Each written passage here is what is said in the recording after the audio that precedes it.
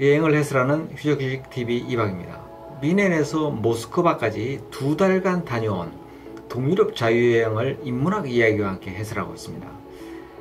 이번 편은 세계 어디에서도 볼 수 없는 에스토니아만의 독특한 풍광인 물속에 있는 룸무 채석장과 감옥에 관한 이야기입니다. 소련은 1938년에 아무것도 없는 산악 지역인 룸무에 무로 감옥을 만들었고요. 여기에 수용되어 있는 죄수를 강제 동원해서 석회석과 대리석을 가공하는 공장을 건설했습니다. 그리고 몇 년 뒤에 수용자를 강제 동원하여 석회석과 대리석을 채굴하기 시작했습니다. 이곳 수감자는 한 400명에 달했고요.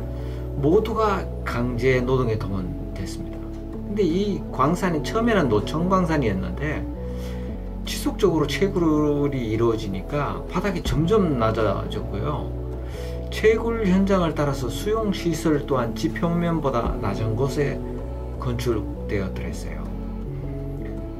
하지만 석회석과 대리석이 무진장 끝까지 있는 건 아니잖아요. 이제 고갈이 됐습니다. 그래서 이제 이곳에서는 군사용으로 사용되는 석재와 목재를 가공하는 시설로 변화가 됐습니다.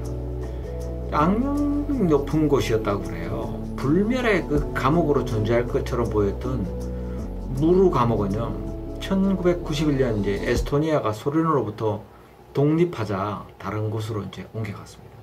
폐쇄되지 않던 채석장은요, 이곳에서 생산되는 막대한 양의 골재를 에스토니아 같은 소국에서 소비할 방법이 없죠.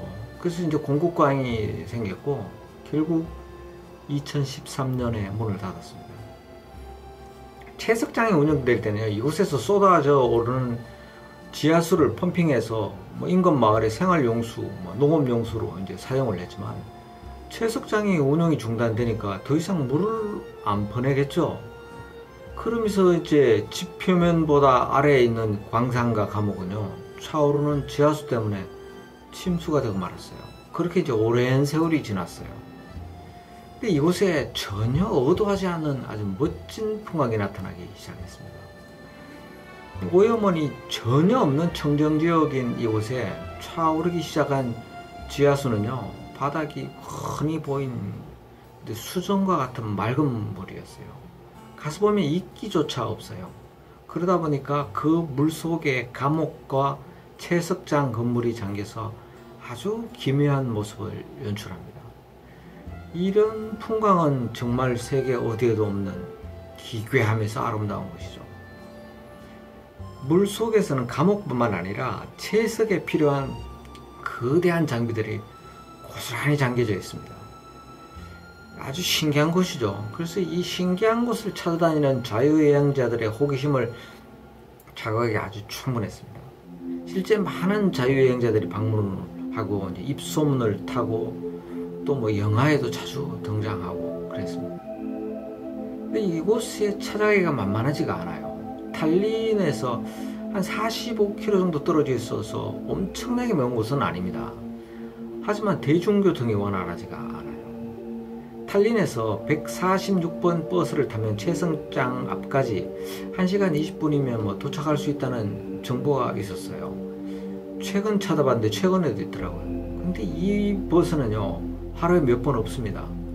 이 버스를 타고 가면 일정이 아주 꼬입니다. 때문에 우리는 어쩔 수 없이 중간에 있는 도시 케일라라고 하는 데까지 이동한 뒤에 그곳에서 교통편을 알아보고 이제 가기로 하고 무작정 케일라로 갔습니다. 이제 케일라에 도착해서 보고 이제 이게 뭔가 잘못되었거라는 것을 알게 됐어요. 왜냐면 케일라는 아주 조그만 동네였어요. 면소재지 정도 되는 아주 조그만 마을이었고요. 그러다 보니 행인이 거의 안 보였어요. 이 교통편이 어디 있는지 알아볼 방법이 없었습니다.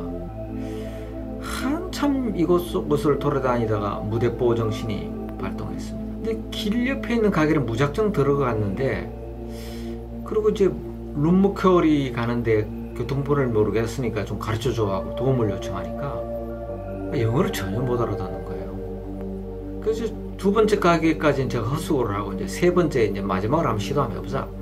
그리고 들어갔는데 이곳엔 청년이 있었어요. 뭐 청년 또한 영어는 못 알아들었어요. 그렇지만 우리가 뭘 원하는지 눈치로 알아채더라고요. 그리고 택시를 소개시켜줬습니다. 우리는 아무리 찾아봐도 뭐 보이지도 않던 택시가 이 청년이 전화를 하니까 즉시 나타났어요. 그리고 그 운전수는요, 룸무라는 말은 아는데 채석장이나 감옥이 어디에 있는지는 모르겠다 그러면서 말 앞에 내려줬습니다.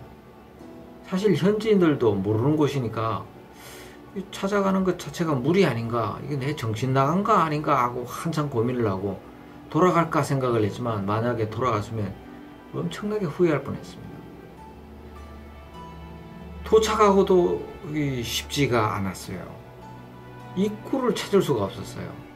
감옥으로 보이는 큰 철문은 굳게 닫혀 있었고요. 구글 지도로 확인해 보니까 인근에 채석장이 있더라고요. 근데 높은 담벼락이 가로막고 있어서 접근할 방법이 없는 거예요. 다른 사람들도 나같이 똑같은 경험을 했을 건데 어떻게 접근했을까 하고 고민하다가 담벼락을 따라 이제 무작정 한번 걸어봤습니다. 혹시 개구멍이나 있지 않을까 하고 하는 그런 기대감을 해요. 300m 정도를 걸어갔더만 정말 사람이 아주 빈번하게 다니는 개구멍이 보였어요.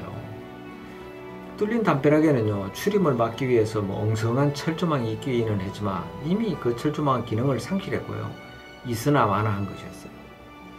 이것을 통해서 이제 무단으로 입장을 했고, 길이 난 곳을 따라서 한 10분 정도 걸었더만 호수가 나타났고요. 사진에서 보았던 풍광이 눈앞에 쫙 붙여졌습니다.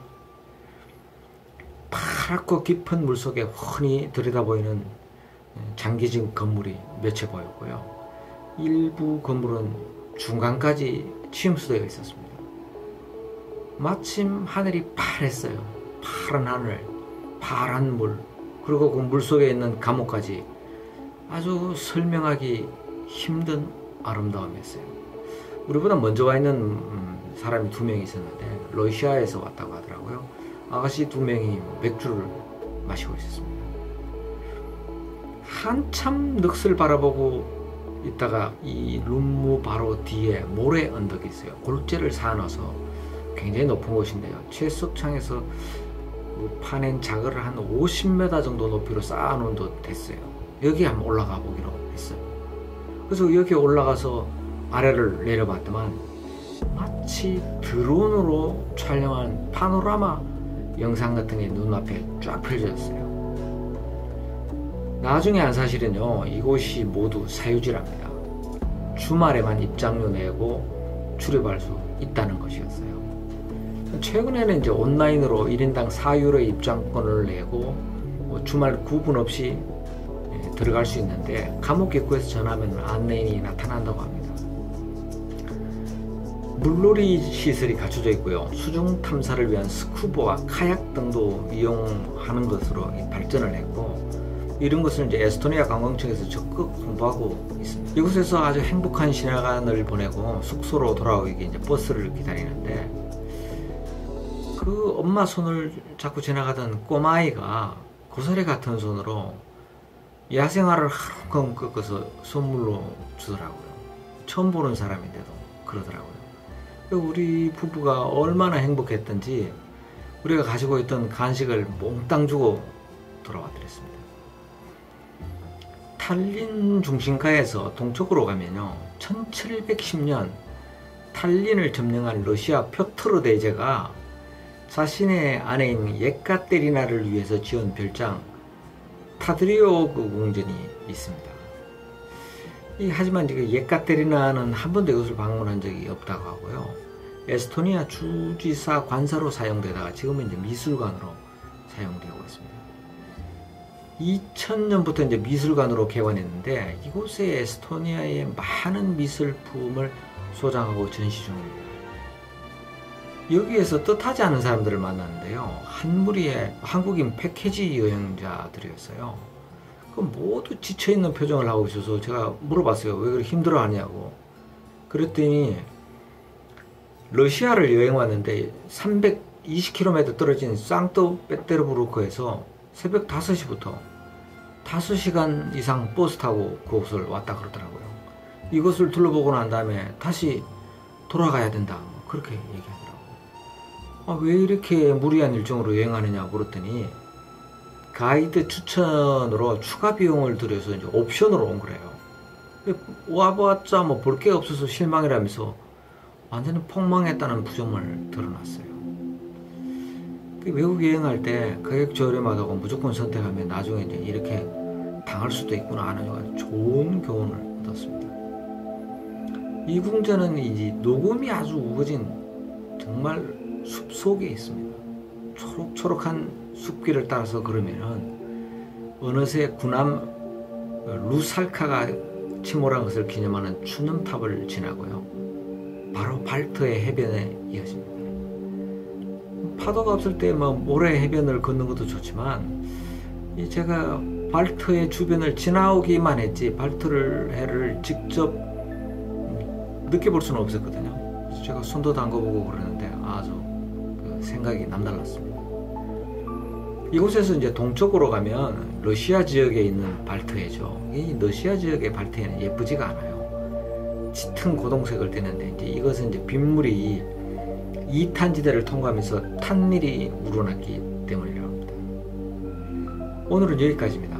다음 편에는요, 육로로 러시아 국경을 넘어서 상트페테르부르크로 가는 여정과 그곳에서의 에피소드를 이야기하겠습니다. 영상이 마음에 들면 구독과 좋아요를 부탁합니다. 감사합니다.